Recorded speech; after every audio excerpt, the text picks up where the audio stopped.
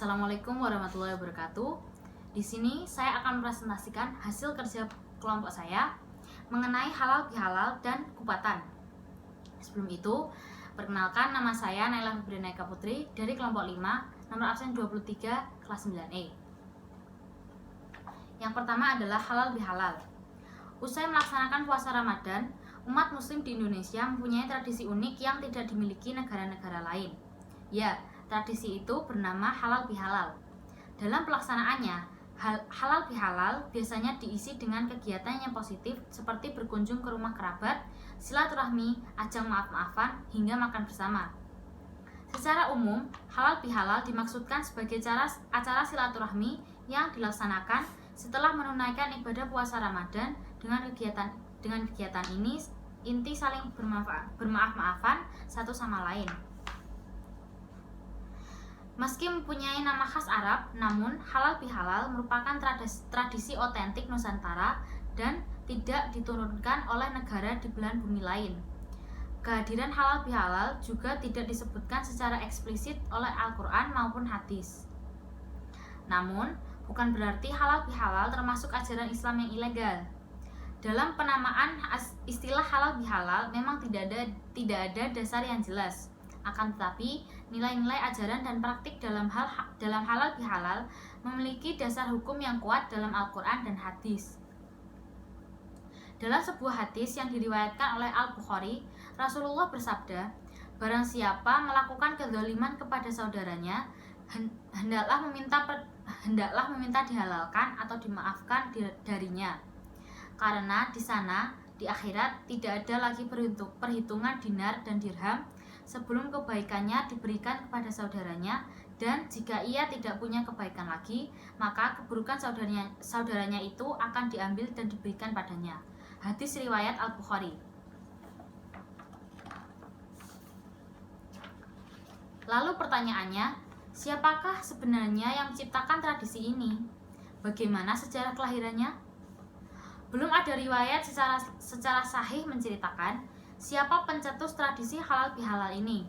Ada yang mengatakan halal bihalal dirintis oleh Pangeran Sambernyawa, dikisahkan untuk menghemat waktu, tenaga, pikiran, dan biaya. Maka setelah sholat Idul Fitri diadakan pertemuan antara raja dengan para punggawa dan prajurit secara serentak di balai istana. Semua punggawa dan prajurit dengan tertib melakukan sungkem kepada raja dan permaisuri.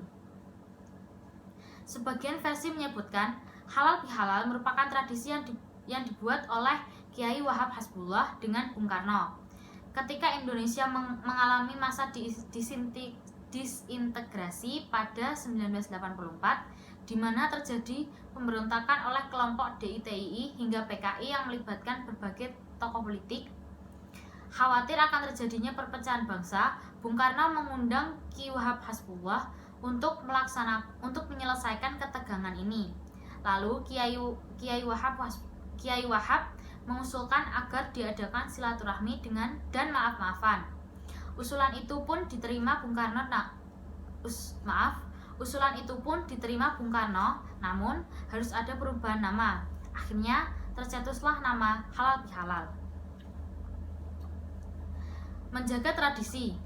Sejarah syariat Islam menyuguhkan fakta bahwa Islam menerima terhadap budaya baru yang telah berkembang sebelumnya. Karena tak lahir di ruang hampa, maka syariat Islam menerima unsur-unsur kebudayaan dan tradisi yang sudah hidup sebelumnya. Kemunculan tradisi halal bihalal sebenarnya sudah sejak dahulu, lantas ditiru oleh masyarakat. Namun, ruang lingkup yang digunakan masyarakat tidak lagi terjebak dalam batasan wilayah istana seperti yang dilakukan oleh Pangeran Sambernyawa maupun Bung Karno. Mereka membuat tradisi ini lebih membaur dan diterima di masyarakat Muslim Indonesia. Hari ini, kegiatan halal bihalal tidak hanya berupa bermaaf-maafan saja, akan tetapi masyarakat mampu membuatnya lebih nyaman dan humanis. Halal bihalal pun seringkali diiringi dengan nasihat keagamaan dan dilanjutkan dengan makan bersama. Budaya sungkeman. Dalam kebudayaan Jawa, istilah sungkeman digunakan sebagai bentuk keras bentuk rasa hormat kepada orang tua dan simbol permintaan maaf. Hal serupa juga terjadi ketika halal bihalal. Masyarakat biasanya akan melakukan sungkem kepada orang tua sebagai tanda permintaan maaf mereka. Bahkan, tidak sedikit orang yang meneteskan air mata ketika melakukan sungkeman. Tradisi sungkeman dalam edisi Lebaran ini sebenarnya sudah dilakukan pada masa Kasunanan Surakarta dan Pura Mangkunegaraan. Saat itu, Kanjeng Gusti Pangeran Adipati Arya Mangkunegara I beserta seluruh abdi dalem berkumpul dan saling bermaafan setelah melakukan sholat Id. Pada tahap pertama yang melakukan sungkem para istri dan putra dalem. Pada tahap kedua baru para sentana dan abdi dalem. Bentuk dan pelaksanaannya pun relatif baku. Waktu itu semua yang terlibat mengenakan pakaian Jawa resmi dan antre secara tertib. Lalu raja duduk di singgasana dan yang melakukan sungkem duduk bersimpuh, melakukan sembah dan mengucapkan kalimat-kalimat tertentu yang sudah baku.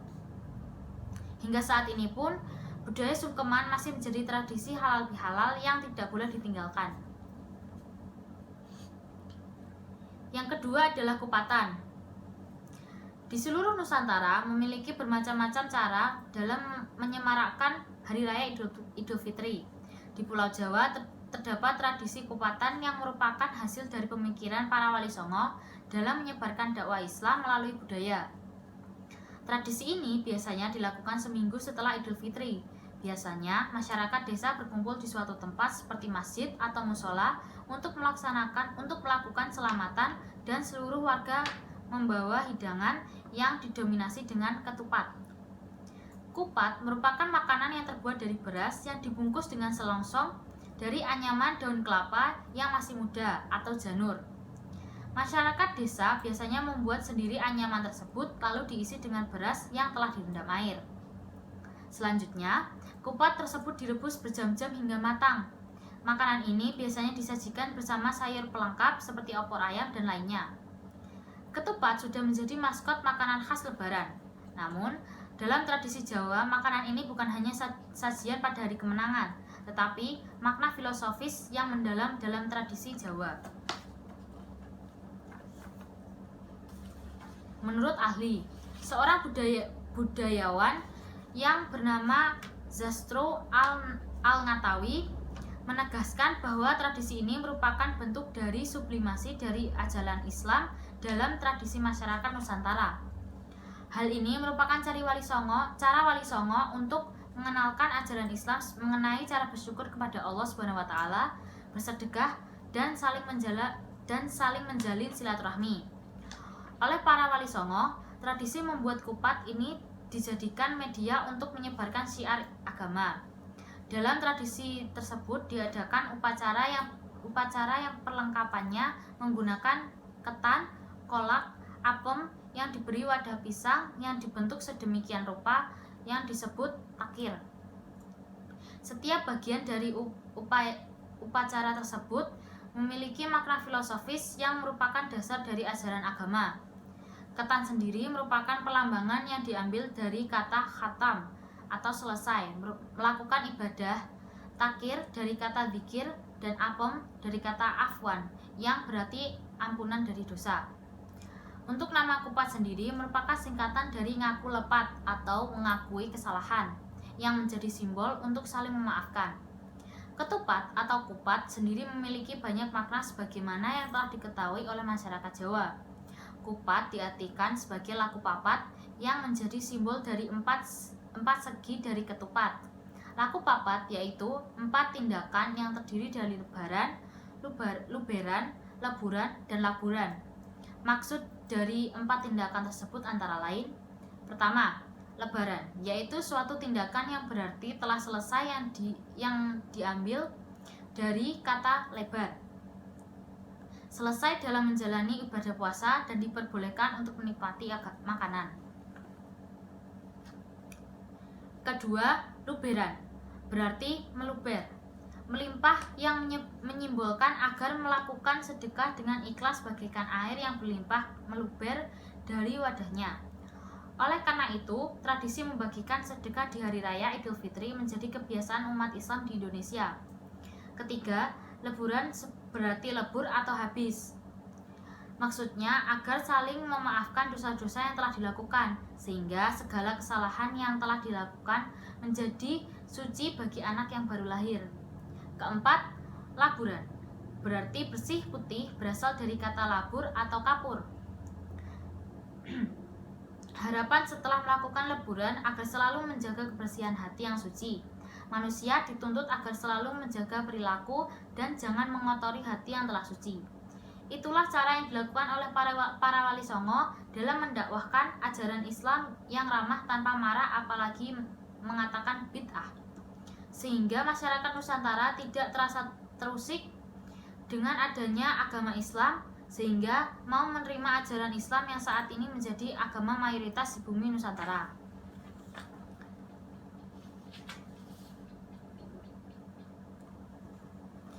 Sekian presentasi dari saya, semoga bermanfaat. Mohon maaf bila banyak kesalahan. Wassalamualaikum warahmatullahi wabarakatuh.